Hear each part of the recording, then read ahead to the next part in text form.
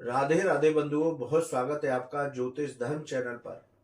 बंधुओं, इस वीडियो में हम चर्चा करेंगे मकर राशि और लग्न वालों के मार्च के राशिफल की। साथ ही बताएंगे इस महीने के शुभ दिन और अशुभ दिन और वो खास उपाय जिसको करके मार्च के महीने में उत्तम फल प्राप्त किए जा सकते हैं।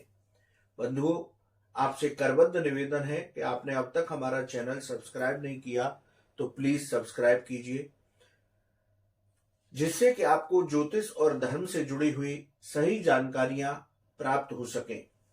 तो आइए शुरू करते हैं मकर राशि और लग्न वालों की मार्च के महीने के राशिफल की चर्चा। तो सबसे पहले यदि ग्रहों का गोचर देखा जाए तो मकर राशि और लग्न वालों के जो अधिपति हैं वो शनि देव पूरे महीने कुंभ राशि में अपनी स्वयं की राशि में संचरण करेंगे। 17 मार्च को शनिदेव कुंभ राशि में ही उदय हो जाएंगे। मंगल 15 मार्च को आपके द्वितीय भाव में कुंभ राशि में प्रवेश करेंगे और शुक्र जो है 7 मार्च को आपके द्वितीय भाव कुंभ राशि में प्रवेश करेंगे।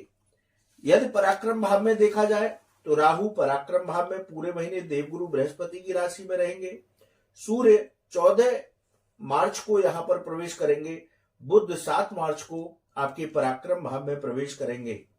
यदि गुरुदेव की बात की जाए तो देवगुरु बृहस्पति मंगल देव की राशि मेष में यानी कि मित्र राशि में चतुर्थ भाव में पूरे महीने गोचर करेंगे और केतु आपके नवम भाव में पूरे महीने कन्या राशि में संचरण करेंगे।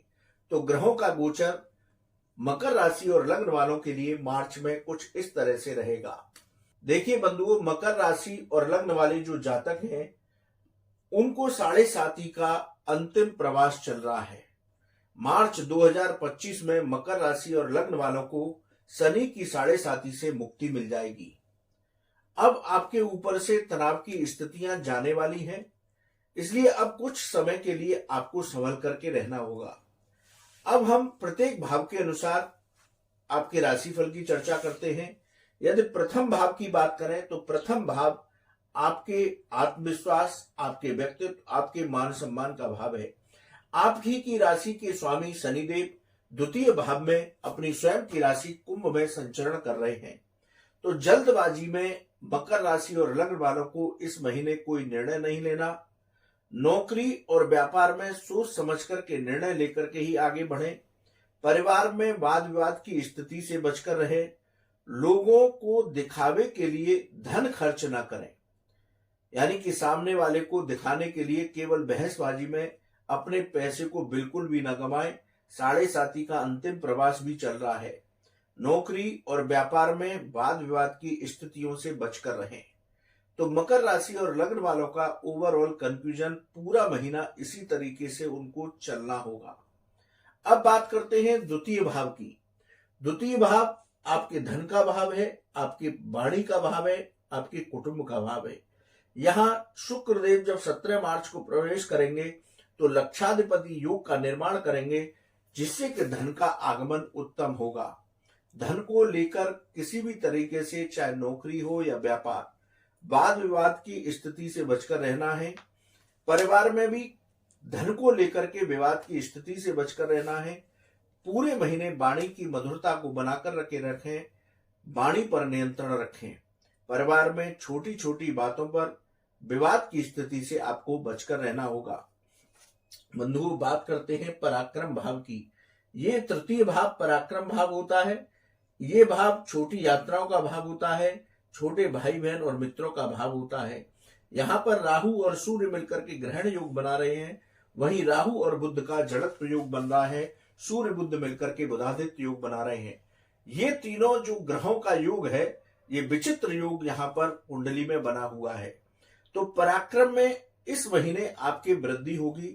सकारात्मक ऊर्जा के साथ आप आगे बढ़ते रहें। कार्यों में परिश्रम से सफलता प्राप्त होगी। यात्राओं से सामान्य परिणाम प्राप्त होंगे, इसलिए हताश होने की जरूरत बिल्कुल भी नहीं है। भाई बहन और मित्रों के साथ वैचारिक मतभेद हो सकते हैं, इससे बचने का प्रयास करें। बंधुओं, बात करते हैं चतुर्थ भाव की। चतुर्थ भाव आपकी प्रॉपर्टी का, आपके वाहन का, आपकी माताजी का भाव है। या चतुर्थ भाव की चर्चा करें तो इस महीने, जैसा मैंने प्रथम भाव की चर्चा में बताया, कि किसी भी तरह की मानसिक तनाव की स्थिति से आपको बचकर रहना होगा। यदि आपका कोई पैतृक विवाद संपत्ति को लेकर के चल रहा था, इस महीने वो सुलझ जाएगा, लेकिन प्रॉपर्टी का लेन देन बहुत सोच समझ करके करना होगा। माता के स्वास्थ्य का भी ध्यान आपको इस महीने रख करके चलना होगा। बंधुओं, बात करते हैं पंचम भाव की। पंचम भाव आकस्मिक धन लाभ का भाव है, विद्या का भाव है, संतान का भाव है, प्रेम संबंधों का भाव है। यदि इस भाव की चर्चा करें तो पंचम के अधिपति शुक्र आपके धन भाव में संचरण कर रहे हैं, द्वितीय हाउस में। तो वाणी से जुड़े काम जो लोग करते हैं, एंकर हैं या लेखक हैं या वक्ता हैं, उनको इस महीने सफलताएं प्राप्त होंगी।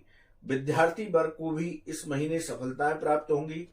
स्टॉक मार्केट में जो लोग निवेश करते हैं उनको भी लाभ प्राप्त होगा, लेकिन सोच विचार करके ही मार्केट में आगे बढ़ना है।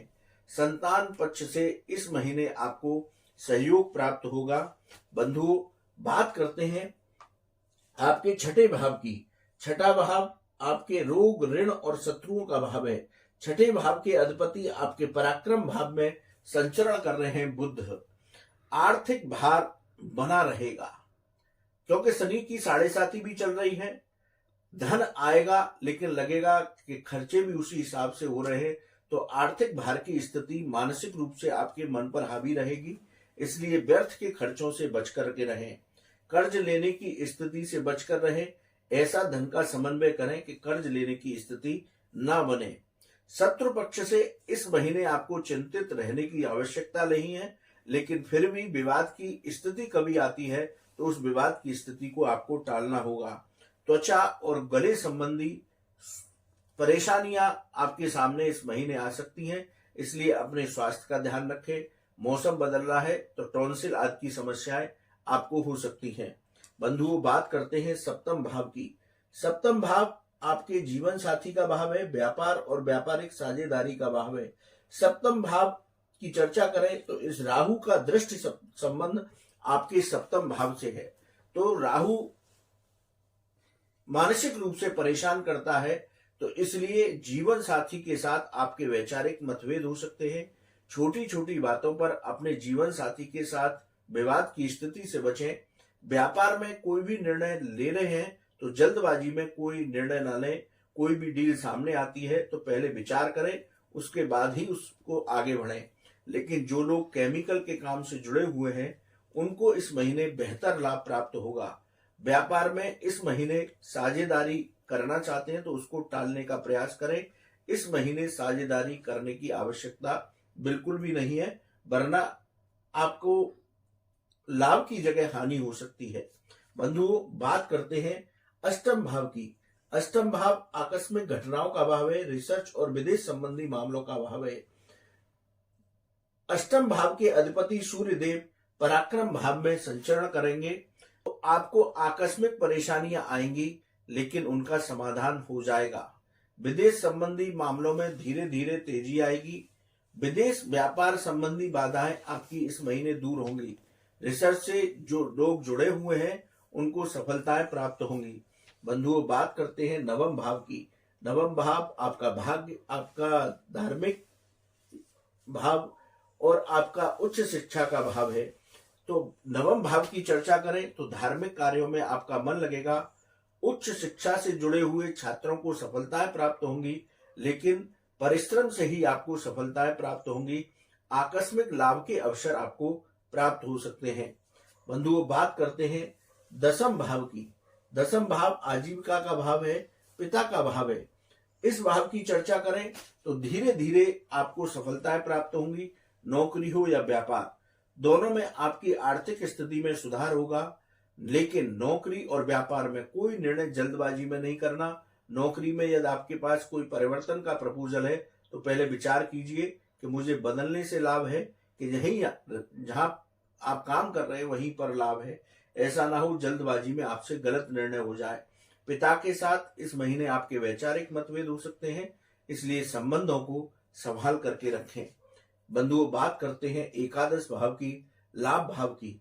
लाभ भाव के अधिपति मंगल देव अष्टम भाव में गोचर कर रहे हैं, द्वितीय भाव में, तो धीरे धीरे मकर राशि और लग्न वालों की लाभ में वृद्धि होगी।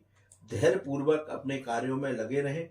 जो लोग आईटी फील्ड से जुड़े हुए हैं उनको इस महीने विशेष लाभ प्राप्त होगा। बंधुओं, बात करते हैं द्वादश भाव की। द्वादश भाव के अधिपति देव गुरु बृहस्पति चतुर्थ भाव में संचरण कर रहे हैं। द्वादश भाव खर्चों का भाव है, कोर्ट कचहरी और विदेश संबंधी मामलों का भाव है। इस महीने मकर राशि और लग्न वालों पर को खर्चों को नियंत्रित करके चलना होगा।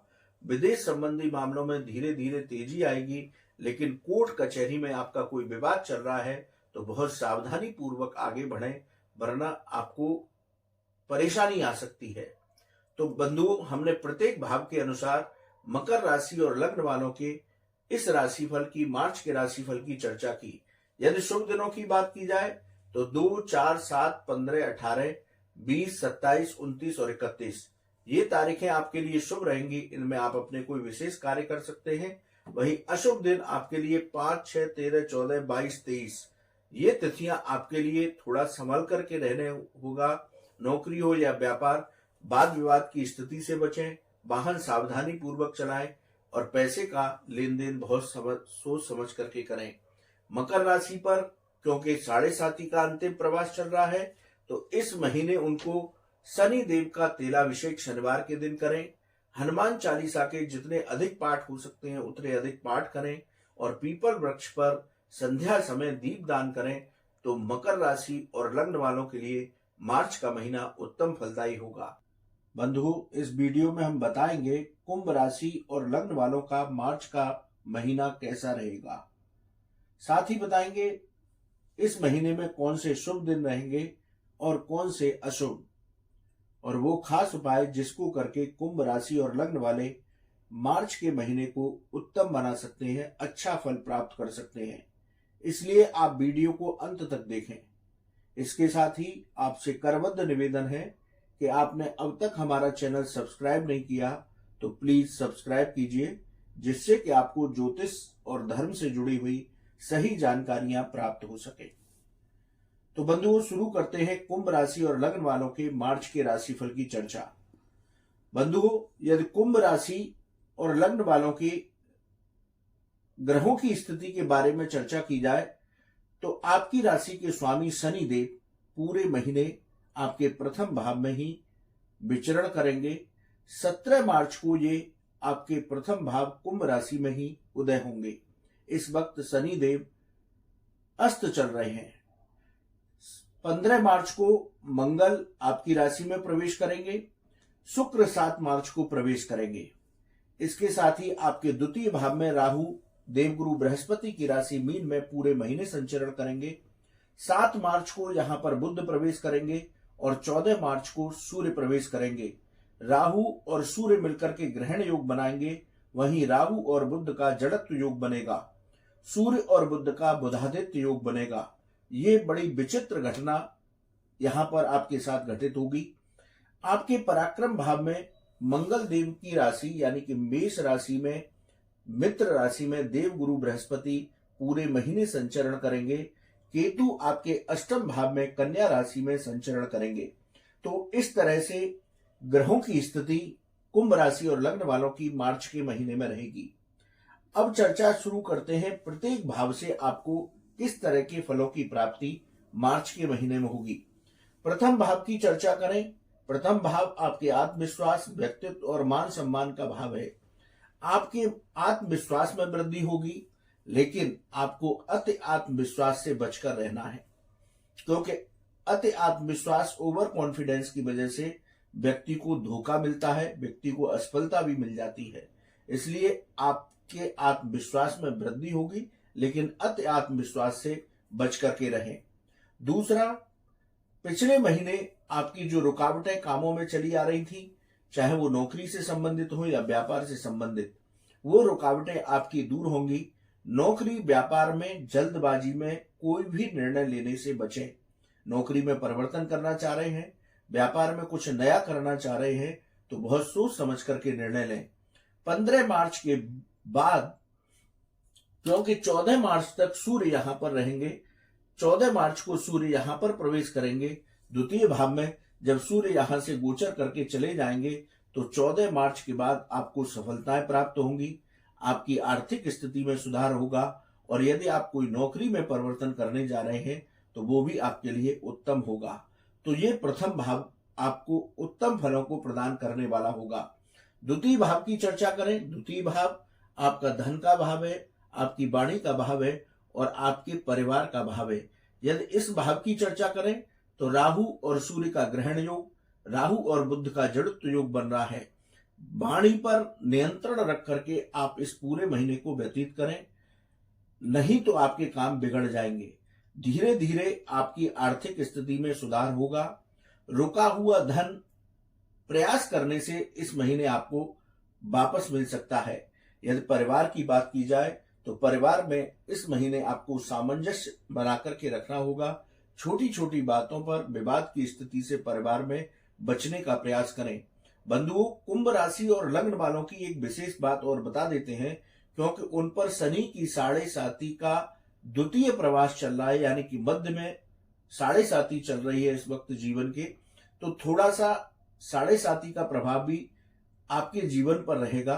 तो थोड़ा सा संभल के रहना है। डरने की आवश्यकता 7.5 से बिल्कुल भी नहीं है, क्योंकि शनि देव की जब ढैया और 7.5 आती है तो शनि देव व्यक्ति को आध्यात्मिक बना करके जाते हैं, भक्त बना करके जाते हैं। तो बंधुओं, बात करते हैं पराक्रम भाव की, तृतीय भाव की। यहाँ देव गुरु बृहस्पति मित्र राशि मंगल देव की राशि मेष में संचरण करेंगे। ये तृतीय भाव पराक्रम, छोटी यात्राओं का, भाई बहन मित्रों का भाव होता है। तो पराक्रम में और पुरुषार्थ में इस महीने आपकी वृद्धि होगी। सकारात्मक ऊर्जा के साथ आप अपने कार्यों में लगे रहें। यात्राओं से आपको धीरे धीरे लाभ प्राप्त होगा, इसलिए धैर्य बना करके रखें। वहीं भाई बहन और मित्रों का इस महीने आपको सहयोग प्राप्त होगा। बंधुओं, बात करते हैं चतुर्थ भाव की। चतुर्थ भाव प्रॉपर्टी से संबंधित है, माता से संबंधित है।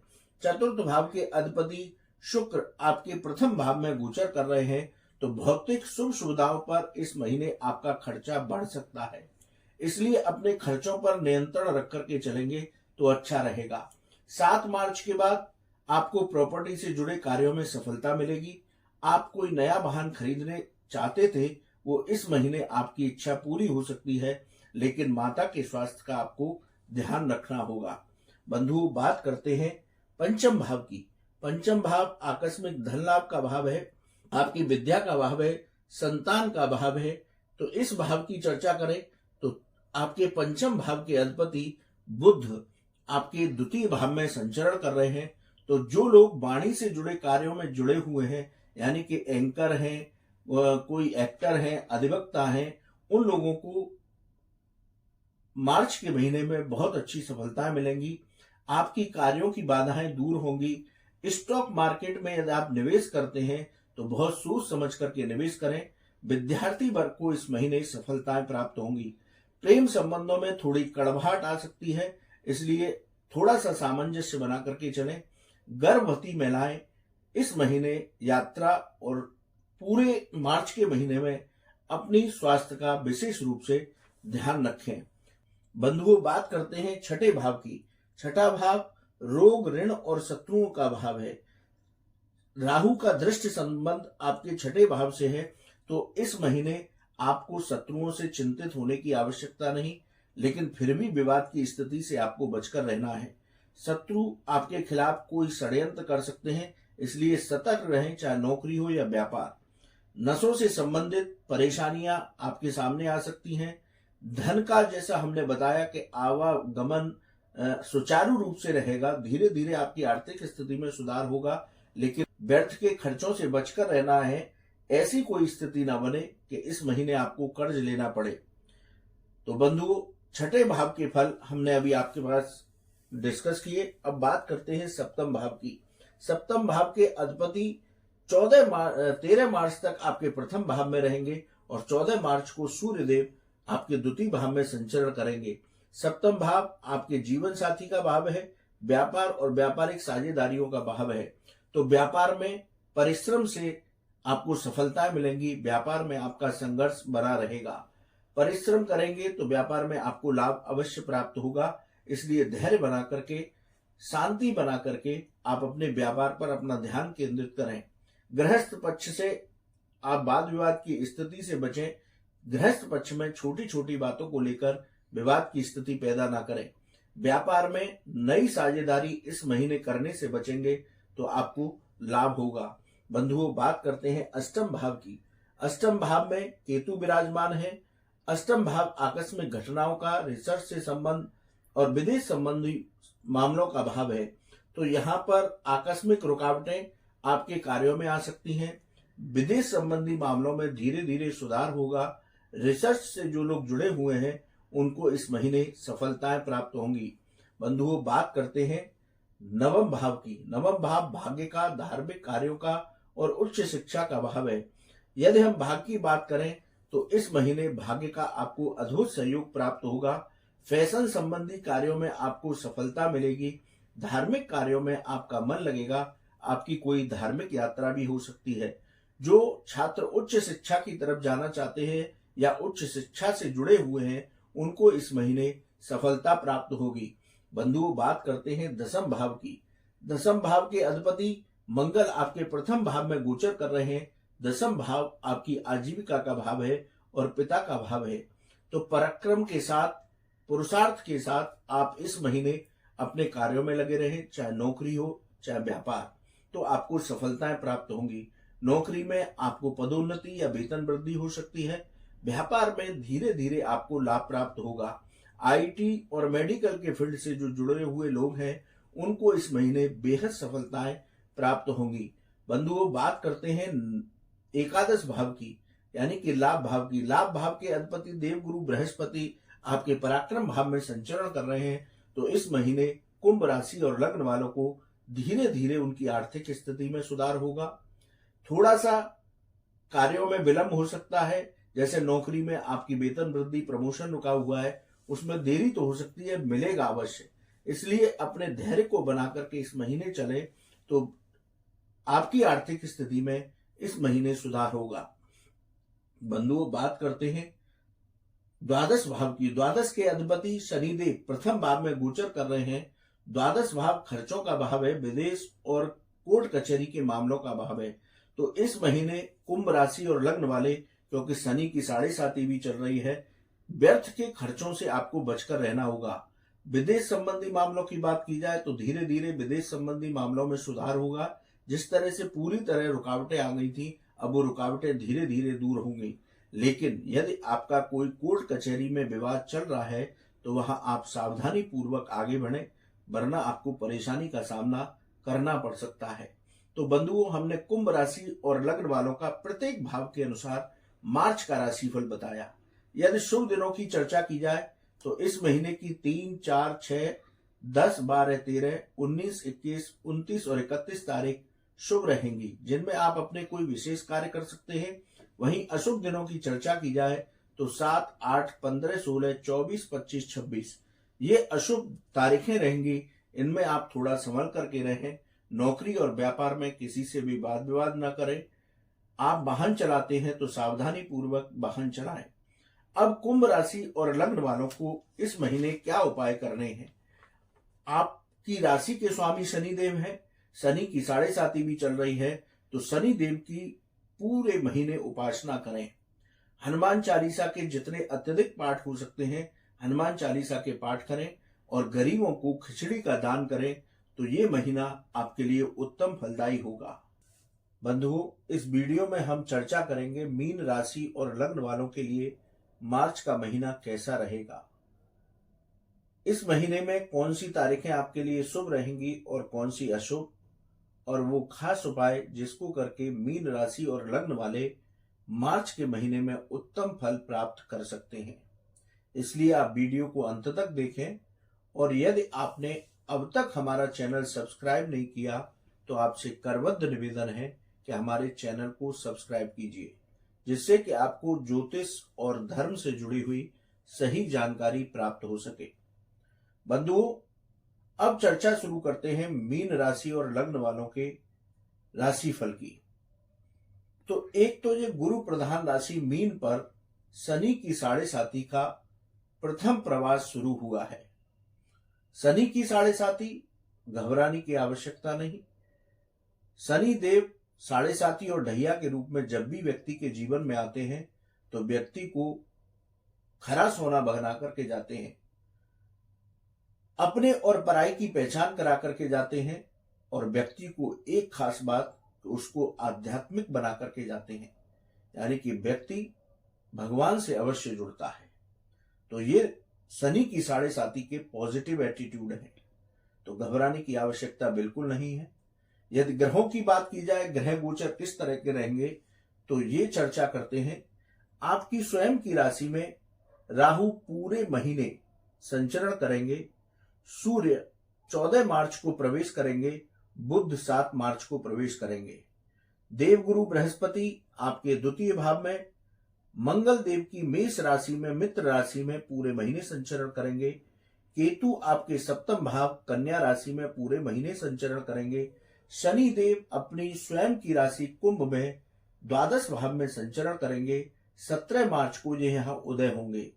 शुक्र 7 मार्च को द्वादश भाव में प्रवेश करेंगे कुंभ राशि में, मंगल 15 मार्च को कुंभ राशि में द्वादश भाव में प्रवेश करेंगे। तो पूरे महीने ग्रहों की स्थिति इस तरह से रहेगी।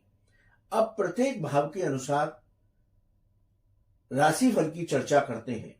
यदि प्रथम भाव की चर्चा करें तो राहु यहां पर पहले से ही मीन राशि में विराजमान है। राहु जो कि व्यक्ति के आकस्मिक घटनाओं से जोड़ते हैं, अचानक से लाभ, अचानक से हानि, मानसिक स्थिति विकृत कर देना। तो ये बात हुई। दूसरा, सूर्य और राहु मिलकर के ग्रहण योग बनाएंगे, वहीं राहु और बुध मिलकर के जड़त्व योग बनाएंगे।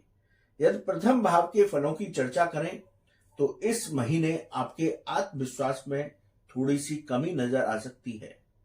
आपके जो निर्णय होंगे उनमें भी कहीं ना कहीं आपको असफलता मिल सकती है। इसलिए नौकरी या व्यापार दोनों ही स्थानों पर आप बहुत सोच समझ करके निर्णय करें, जल्दबाजी में कोई निर्णय न लें। यदि कोई नौकरी का ऑफर मिलता है तो नौकरी के ऑफर पर भी थोड़ा ठहर करके विचार करें, सोच समझ करके निर्णय लें। मानसिक स्थिति की बात करें तो राहु मन को भ्रमित करते हैं, तो मानसिक परेशानी आपके ऊपर हावी रह सकती है। इसलिए व्यर्थ की चिंताओं को मन पर हावी न होने दें, मानसिक शांति बना करके रखें। इस महीने में विशेष रूप से आप आकस्मिक खर्चों से बचकर रहें। आपके खर्चे बढ़ सकते हैं, तो मीन राशि और लग्न वालों को अपने खर्चों पर नियंत्रण रख करके चलना होगा। बंधु, बात करते हैं द्वितीय भाव की। द्वितीय भाव धन का भाव है, वाणी का भाव है और परिवार का भाव है। वाणी पर नियंत्रण बना करके रखें, नहीं तो आपका किसी से विवाद हो सकता है। आमदनी से अधिक इस महीने खर्चे आपके सामने आ सकते हैं। परिवार में भी सामंजस्य बना करके रखें, छोटी छोटी बातों पर वाद विवाद की स्थिति से बचकर रहें। जो लोग आईटी फील्ड और मेडिकल से जुड़े हुए हैं, इस महीने उनको बेहतर लाभ होगा। बंधुओं, बात करते हैं तृतीय भाव की। तृतीय भाव आपके पराक्रम, छोटे भाई बहन और आपकी छोटी यात्राओं का भाव है। तृतीय भाव के अधिपति शुक्र देव द्वादश भाव में संचरण कर रहे हैं, तो आपके पराक्रम में वृद्धि होगी। भाई बहन और मित्रों के साथ विवाद की स्थिति से बचकर रहें। यदि कोई स्थान परिवर्तन करना चाहते हैं तो बहुत सोच समझ करके ही स्थान परिवर्तन करें। बंधुओं, बात करते हैं चतुर्थ भाव की। चतुर्थ भाव आपकी प्रॉपर्टी और आपकी माता से संबंधित है। चतुर्थ भाव के अधिपति बुध आपके प्रथम भाव में गोचर कर रहे हैं, तो प्रॉपर्टी के मामलों में सावधान रहें। प्रॉपर्टी के मामलों में जल्दबाजी में कोई निर्णय न लें, चाहे बेच रहे हैं चाहे खरीद रहे हैं। प्रॉपर्टी लेते समय कागजों को अच्छी तरह से चेक कर लें। माता के स्वास्थ्य का ध्यान रख करके मार्च के महीने में आपको चलना होगा। बंधुओं, बात करते हैं आपके पंचम भाव की। पंचम भाव आकस्मिक धन लाभ का भाव है, विद्या का भाव है, संतान का भाव है। राहु का दृष्टि संबंध आपके पंचम भाव से है, इसलिए विद्यार्थी वर्ग का मन पढ़ाई से उचट सकता है। इसलिए विद्यार्थी वर्ग अपना मन पढ़ाई पर केंद्रित करें। स्टॉक मार्केट में यदि आप निवेश करने वाले हैं तो सोच समझ करके निर्णय लें। शेयर बाजार में जल्दबाजी में कोई भी निवेश ना करें। संतान पक्ष के साथ आपकी वाद विवाद की स्थिति बन सकती है, इसलिए संतान पक्ष से सामंजस्य बना करके चलें। बंधुओं, बात करते हैं छठे भाव की। छठा भाव रोग, ऋण और शत्रुओं का भाव है। छठे भाव के अधिपति प्रथम भाव में सूर्य देव गोचर करेंगे 14 मार्च से। तो हड्डियों की समस्याएं आपको आ सकती हैं, अनिद्रा की स्थिति हो सकती है, इसलिए अपने स्वास्थ्य का विशेष रूप से ध्यान रखें। खर्चों पर नियंत्रण रखकर चलें। धन का समन्वय ऐसे करें कि कर्ज की स्थिति न बने। शत्रुओं के साथ वाद विवाद की स्थिति से बचकर आपको चलना होगा। बंधुओं, बात करते हैं सप्तम भाव की, जहां कन्या राशि में केतु विराजमान रहेंगे।